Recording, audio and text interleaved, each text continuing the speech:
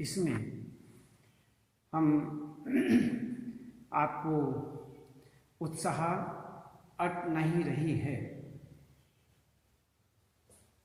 सूर्यकांत त्रिपाठी निराला जी के विषय में हमने आपको कल सूर्यकांत त्रिपाठी निराला जी का जीवन परिचय एवं साहित्यिक परिचय, जीवन से संबंधित परिचय, रचनाएं, काव्य सौष्ठव, भाषा शैली, सारांश और पाठों के काव्यांशों की व्याख्यात्मक रूपता आपको हमने तो इसमें आज भी हम आपको बता रहे हैं। हमने आपको बताया था केवल उत्साह दो शीर्षक इसमें दिए गए हैं। इन दोनों शीर्षकों में आपको हमने बताया उत्साह के अंतर्गत आपको हमने सबसे पहले बताया था कि बादल गरजो घेर घेर घोर गगन धारा को ललित काले घुंघराले बाल कल्पना के से पाले विद्युत छवि उर्मे कवि नवजीवन वाले वज्र छिपा नूतन कविता फिर भर दो बादल गरजो विकल विकल उन्मन थे उन्मन विश्व के निदाघ के सकल जन आए अज्ञात दिशा से अनंत के घन तप्त धरा जल से फिर शीतल कर दो बादल गरजो। ये उनका आह्वान गीत है और इस आह्वान गीत को हमने आपको बताया था। अब हम जो ले रहे हैं वो अट नहीं रही है। इसका थोड़ा हम आपको सारांश रूप बता दें कि किस प्रकार से यह थोड़ा इसका सार है, कवि इसमें क्या बताना चाह रहा है, इसके विषय में थोड़ा आपको हम बताते हैं। तो अट नहीं रही है कविता फाल्गुन की मादकता को प्रकट करती है। इसमें फाल्गुन मास है और फाल्गुन की मास की जो सुंदरता है उस सुंदरता के बहुत अधिक गहन सुंदरता के विषय में यहाँ पर बताया गया है। और यहाँ तक बता रहे हैं कि ये जो फाल्गुन की मादकता है यह यहाँ पर कविता के माध्यम से प्रकट करते हैं।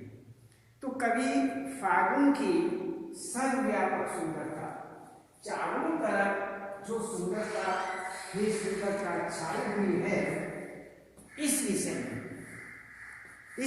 में इस संदर्भ में अनेक संदर्भों में यहाँ पर कवि इन्हें सुंदरता को अर्थात सर्वव्यापक सुंदरता के अनेक संदर्भों में उसे देखता है।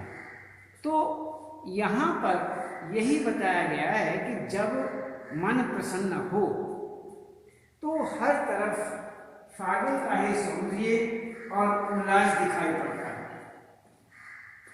जैसे फाल्गुन की सुंदरता होती है, चारों तरफ बिखरी पड़ी रहती है, और यदि मन प्रसन्न हो तो हर प्रकार से सुंदरता ही सुंदरता नजर आती है। यदि मन प्रसन्न है तो फाल्गुन मास की सुंदरता के समान ही मन प्रसन्न रहता है, चारों तरफ वही प्रसन्नता दिखाई देती है, उल्लास दिखाई पड़ता है। सुंदर शब्दों के चयन एवं लय ने उन्होंने ऐसे ऐसे सुंदर शब्दों का चयन किया है और इस काव्यांश की लय ने कविता को भी फाल्गुन की ही तरह सुंदर और ललित बना दिया। तो यहाँ पर फाल्गुन मास सांस ले रहा है, सांस लेता है तो अपनी सुगंध भर देता है।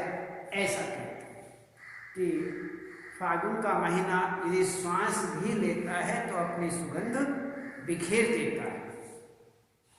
तो यहाँ पर फाल्गुन मास की जो सुंदरता है वो समाती दिखाई नहीं दे रही। चारों ओर फाल्गुन मास में प्रकृति का सौंदर्य ही बिखरा हुआ है, यही कवि यहाँ बताना चाहता है। तो कवि फाल्गुन मास का जो मानवीकरण किया है, जो कवि ने फाल्गुन मास का यहाँ पर मानवीकरण किया है, वह मानवीकरण फाल्गुन मास मानवीकरण के रूप में सांस ले रहा है। सांस लेता है तो अपनी सुगंध भर देता है। इतना ही नहीं, आकाश में भी सुगंध पर पंख लगाकर उड़ जाते हैं। कवि इस मास के सौंदर्य दर्शन से अपनी आंखें हटा नहीं पा रहा। इतनी सुंदरता फाल्गुन मास की है। पेड़ों की डालियां नए पत्तों से लदी हुई हैं। चारों तरफ जहां तहां देखते हैं, जहां तहां नजर पड़ती है, वहां चारों तरफ सुंदरता ही सुंदरता नजर आती है। तो इस प्रकार से यहाँ पर पेड़ों की डालियां जो हैं नए नए पत्तों से लदी है। पेड़ों पर कहीं कहीं लाल पत्तियां दिखाई दे रही हैं, कॉपल दिखाई दे रहे हैं। कॉपल जो हैं, जब धीरे धीरे शुरू में कॉपल निकलते हैं, अंकुरन टाइप निकलते हैं, पत्ते निकलते हैं, तो वह लाल रंग के होते हैं, लाल रंग के समान होते हैं। और उसमें फाल्गुन के हृदय पर मंद सुगंध बिखेरती हुई पुष्पों की मालाएं जो हैं वो पड़ी हुई हैं। ऐसे फाल्गुन मास की शोभा कहीं भी समा नहीं रही है, अर्थात इतनी सुंदरता है कि वह कहीं भी समा नहीं रही है।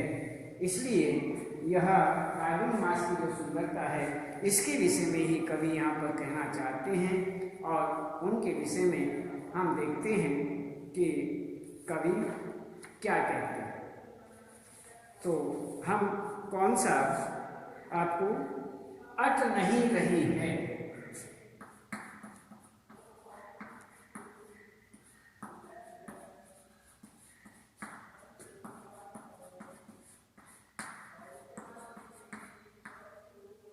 अट नहीं रही है,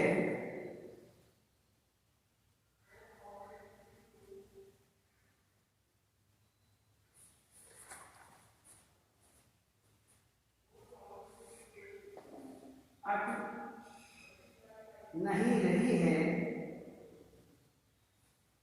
और आगे कहते हैं पाठ पाठ शोभा सी,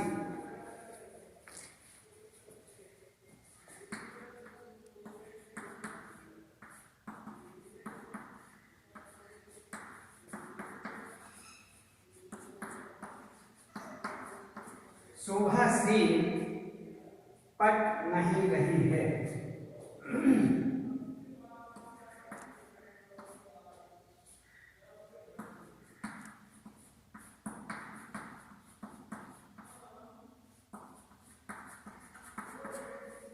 पट नहीं रही है, ये आपके सामने।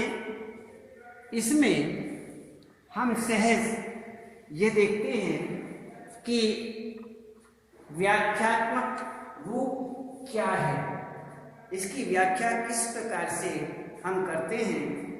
तो अट नहीं रही है आभा फाल्गुन की तन सट नहीं रही है।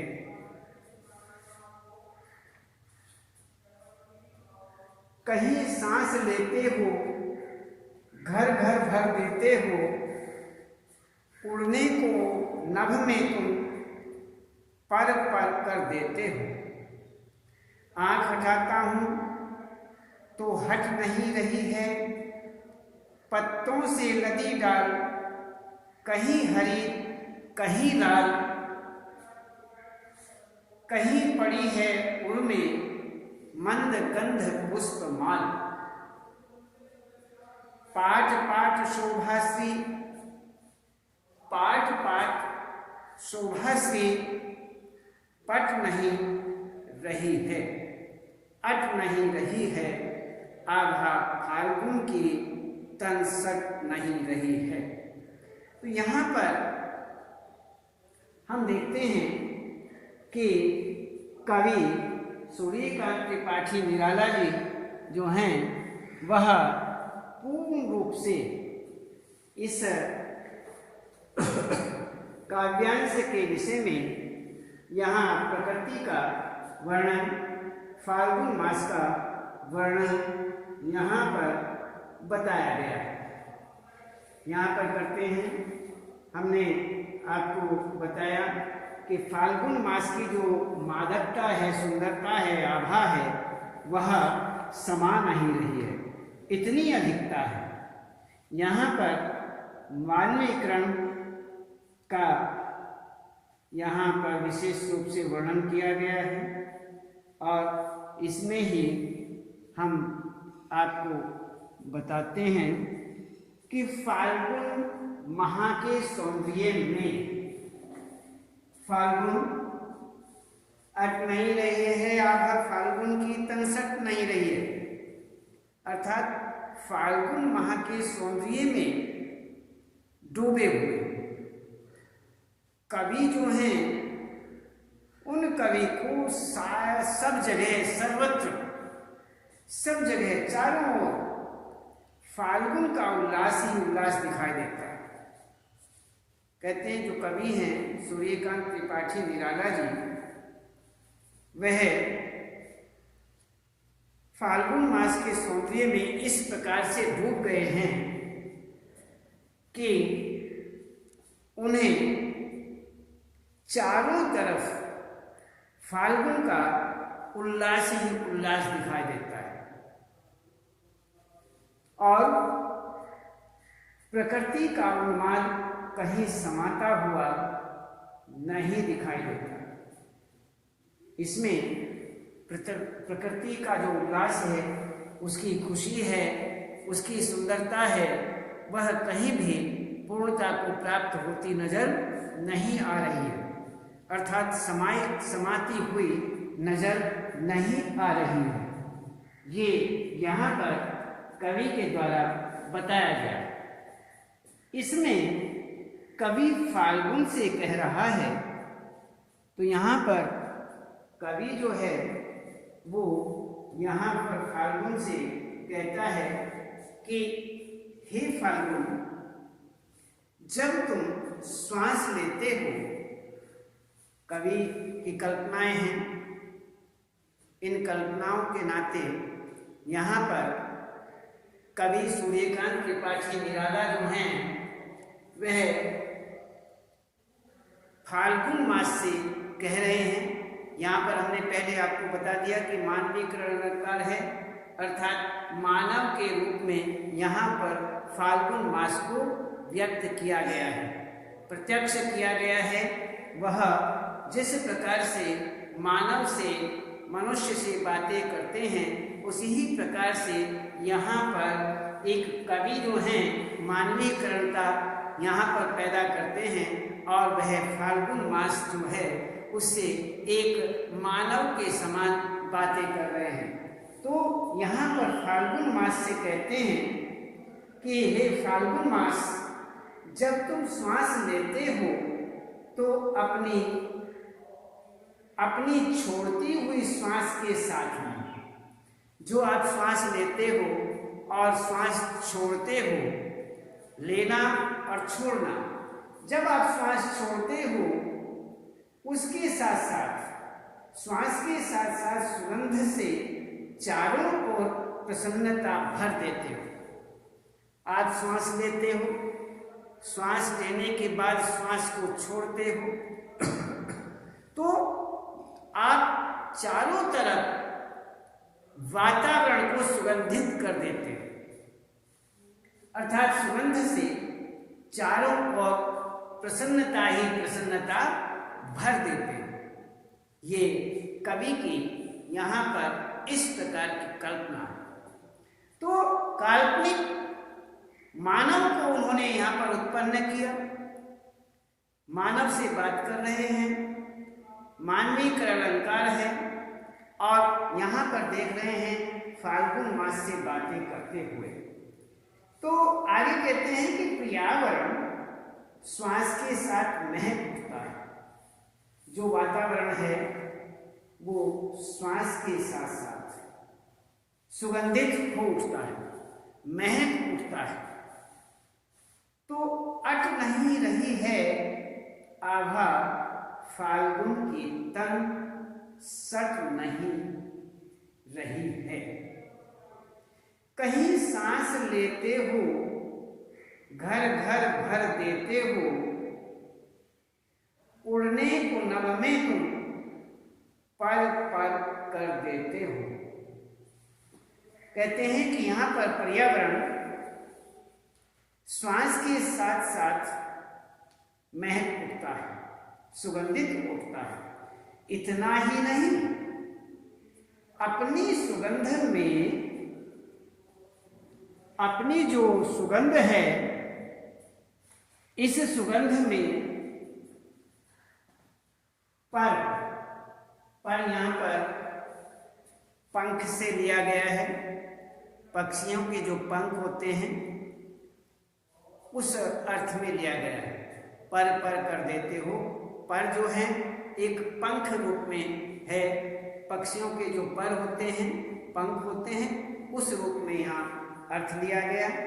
उसी के संबंध में यहाँ बताते हैं कि सुगंध में पर लगाकर, सुगंध में पंख लगाकर, पर लगाकर आकाश में उड़ जाते हैं,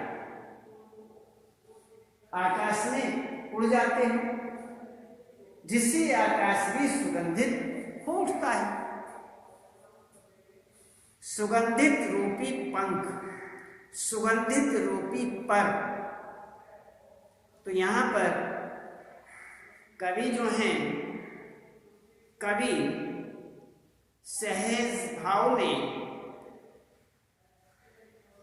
फाल्गुन मास जो है उसको कहते हैं कि फाल्गुन मास तुम जो हो सुगंधित रूपी पर लगाकर, अपने को सुगंध रूपी परों को लगाकर आप आकाश में उड़ जाते हो, आकाश में उड़ जाते हो, और जिससे आकाश भी सुगंधित हो जाता है। अब जब मधुमास को, इसको फाल्गुन मास को ये कहा गया कि आप सुगंधित रूपी परों को लगा करके आकाश में उड़ जाते हो, तो फिर आकाश भी सुगंधित हो जाएगा। यही कवि कहना चाहते हैं कि पूरा आकाश जो है वो सुगंध से भरा हुआ है। तो ये सारा का सारा आकाश जो है वो सुगंधित हो उठता है। कवि सौंदर्य से भरपूर फाल्गुन माह के सौंदर्य से अभिभूत होकर के उसे निरंतर निहारता है। वह सौंदर्य से भरपूर है। फाल्गुन मास जो है वो सौंदर्य से भरपूर माना जाता है।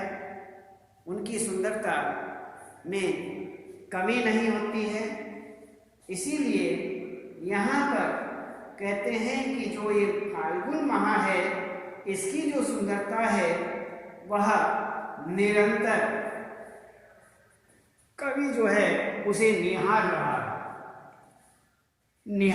है। वह लगातार उसे निहारता जा रहा है, देखता जा रहा है। वह सौंदर्य दर्शन से अपनी दृष्टि को हटा पाने में असमर्थ हो गया है। कहते हैं कि यहाँ पर कहीं सांस लेते हो, घर घर भर देते हो, उड़ने को नभ में तुम पर पर कर देते हो, आंख हटाता हूं तो हट नहीं रही है। ये आपको बता दिया कि जो सुंदरता है, फाल्गुन मास की जो सुंदरता है, वह कवि उसे निरंतर निहार रहा है, निरंतर उसे देखता जा रहा है, उसे निहार रहा है। इसीलिए यहाँ पर कहा गया है कि वह सौंदर्य दर्शन से, जो फाल्गुन मास की सुंदरता है, सौंदर्य है, उस सौंदर्य दर्शन से अपनी दृष्टि को हटा पाने में असमर्थ हो रहा है। वह उसकी सुंदरता को देखता जा रहा है, निहारता जा रहा है, वह अपनी नजरों को, अपनी दृष्टि को हटा नहीं पा रहा है। इतनी सुंदरता है, इतनी सौंदर्यता है कि वह फाल्गुन मास की सुंदरता से, सौंदर्यता से अपनी दृष्टि को हटा नहीं पा रहा है। तो वही यहाँ पर कहते हैं कि सौंदर्य दर्शन से अपनी दृष्टि को हटा पाने में कवि जो हैं वो असमर्थ हो गए।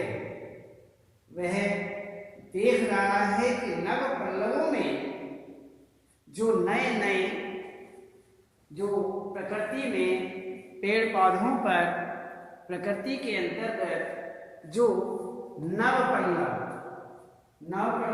हमने आपको बताया कि नए नए जो पल्लव हैं, जो नए नए पत्ते पेड़ों पर निकलते हैं, जिन्हें नव पल्लव कहा जाता है, तो उनका रंग जो है वो लाल रंग में होता है, बाद में वो हरे रंग में परिवर्तित हो जाता है।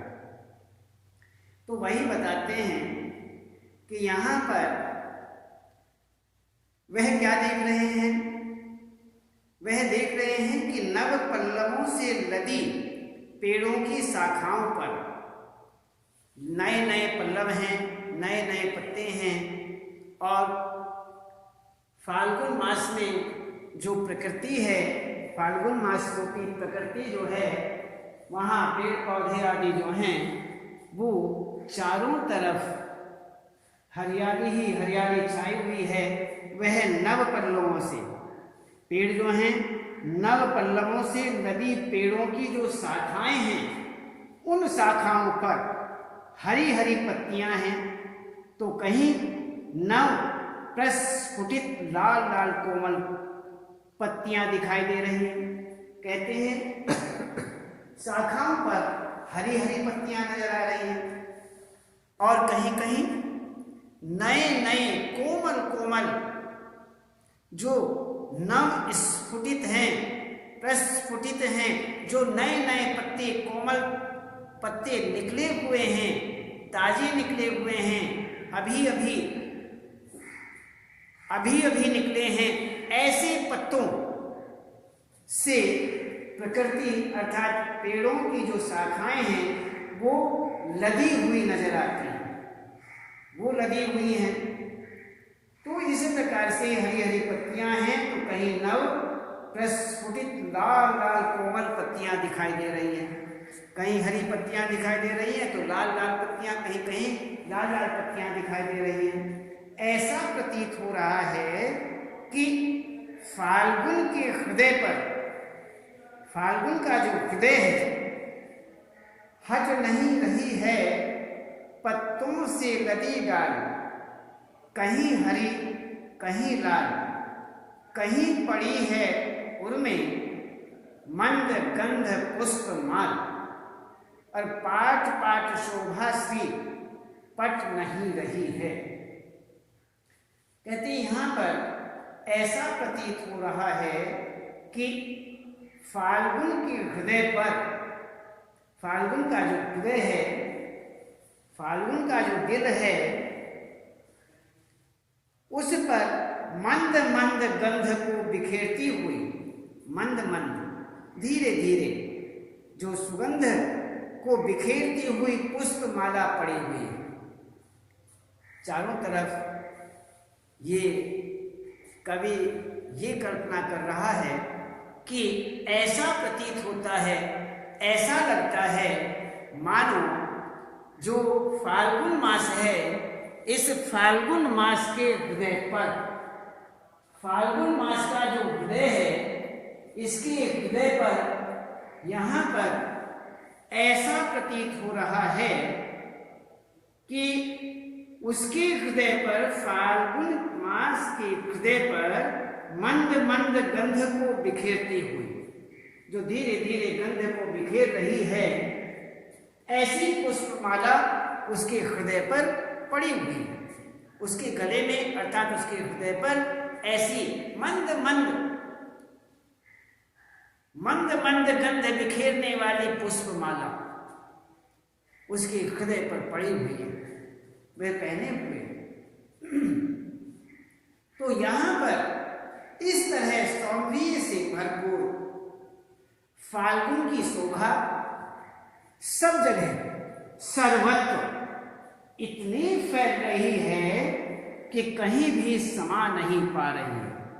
इतनी फैल रही है कि इतनी सुगंधित, चारों ओर सुगंधित वातावरण बना हुआ है, समाया हुआ है कि कहीं समाया नहीं जा रहा। अर्थात वह जो गंध है वह सुंदरता है, वह गंध सुंदरता किसी भी प्रकार से चारों तरफ हर जगह सर्वत्र फैली हुई है। ऐसा प्रतीत होता है कि कहीं भी समा नहीं पा रही है। अर्थात इतनी अधिकता दिखाई दे रही है कि उसका समाना संभव नजर नहीं आ रहा है। तो यहाँ पर कहीं सांस लेते हो, ये जो यहाँ पर है, इस अर्थ को यदि हम स्पष्ट करते हैं कि उसका संसार पर क्या प्रभाव पड़ रहा है। कहीं सांस लेते हो, ये जो पंक्ति है, इसका यदि अर्थ स्पष्ट करते हुए आपको बताना पड़ जाए कि उसका संसार पर क्या प्रभाव पड़ रहा है, तो इस विषय में क्या बताया जाएगा? कहा जाएगा कि फाल्गुन मास सर्दी और गर्मी का संधि काल होता है। जो फाल्गुन मास है वो गर्मी और गर्मी सर्दी, सर्दी गर्मी का संधि काल, संधि काल कहते हैं जोड़ को, संधि जहां जोड़ता है। जैसे रात्रि का संधि काल होता है, रात का आना, दिन का जाना, तो सुबह प्रातः काल में संधि काल होता है, रात्रि का जाना, दिन का आना। इसी प्रकार से यहाँ पर संधि काल ये बताया गया, सर्दी का जाना, गर्मी का आना। तो इस प्रकार से उसे हम संधि काल कहा जाता है। वातावरण सुहावना हो चुका होता है, हो जाता है। ऐसे में इस समय चलने वाली हवाओं का वेग बढ़ जाता है। हवाएं विशेष रूप से तेज चलने लगती हैं, जिसे देखकर लगता है कि फाल्गुन लंबी लंबी सांस ले रहा है। ऐसा प्रतीत होता है मानो फाल्गुन जो है वो लंबी लंबी सांस ले रहा है। इसका प्रभाव इतना व्यापक होता है कि फाल्गुन माह की मादकता चारों ओर छा जाती है। ये तो यदि आपसे ये पूछा जाए कि फाल्गुन माह का पेड़ पौधों पर क्या असर पड़ता है, यदि आपसे इस विषय में बात की जाए तो आप यहाँ पर बताएंगे कि फाल्गुन माह में चारों ओर बिखरा प्राकृतिक सौंदर्य देखते ही बनता है। जो फाल्गुन मास में सौंदर्य सुंदरता है, प्रकृति की जो सुंदरता है, सौंदर्यता है, वो देखते ही बनती है, अर्थात बहुत सुंदर होती है। देखते ही देखते बनती है। कल तक के ठूंठे पेड़, जो कल तक ठूंठे पेड़ नजर आते थे, जिन पर पत्ते कुछ भी नजर नहीं आते थे, यहाँ पर आज पेड़ हरे भरे होकर रंग बिरंगे फूलों से भर उठे हैं। वो समय ऐसा होता है कि पेड़ों पर नए नए पत्ते आ जाते हैं और फल वो फूलों से लद जाते हैं। तो इस प्रकार चारों तरफ सुगंध भर जाती है। रंग बिरंगे फूलों से भर उठते हैं। इनको देखकर लगता है कि वृक्षों ने स्वयं मंद जो सुगंध है वाले पुष्पों की माला अपने गले में धारण कर रखी है। ऐसा लगता है जैसे पेड़ पौधों का कायाकल्प हो गया है, परिवर्तन हो गया है, काया बदल गई है। तो इसी प्रकार से यहाँ पर ये बताया गया। और यदि आपसे पूछा जाए कि उड़ने को नभ में तुम पर कर देते हो का यहाँ पर क्या आशय स्पष्ट है, क्या आशय स्पष्ट होना चाहिए? यदि आपसे ये कहा जाए तो फाल्गुन महीने में वातावरण अत्यंत सुहावना तथा मादक बन जाता है। फाल्गुन मास ऐसा होता है, गर्मी सर्दी का संधि काल का जो समय होता है, ये एक बहुत ही मादक वातावरण होता है, सुहावना वातावरण होता है और प्रकृति की सुंदरता चरम पर होती है। प्रकृति जो है वो बड़ी ही सुंदर दिखाई देती है, जिसे देखकर मन खुशी से भर उठता है और प्रसन्नता से भर कल्पनाओं की उड़ान भरने लगता है। तो इसी प्रकार से यहाँ पर हमें ये देखना है। तो इस प्रकार से आपको हमने बताया कि इन पाठों के आधार पर अटमय उत्साह आपको हम बता चुके हैं कि यहाँ पर एक आह्वान की सूर्यकांत त्रिपाठी जी ने लिखा, फिर अट नहीं रही है ये फाल्गुन मास जो है उसकी सुंदरता के विषय में, यहाँ पर प्रकृति की सुंदरता के विषय में, जो सर्दी गर्मी का संधि काल कहा जाता है उस समय कि यहाँ पर इन्होंने यहाँ पर उसकी सुंदरता का वर्णन किया है, प्रकृति की सुंदरता का वर्णन किया है। इस प्रकार हमने आपको बताया और आज केवल इतना ही ये आपका कार्य पूरा हुआ और इसके बाद हम फिर बताएंगे।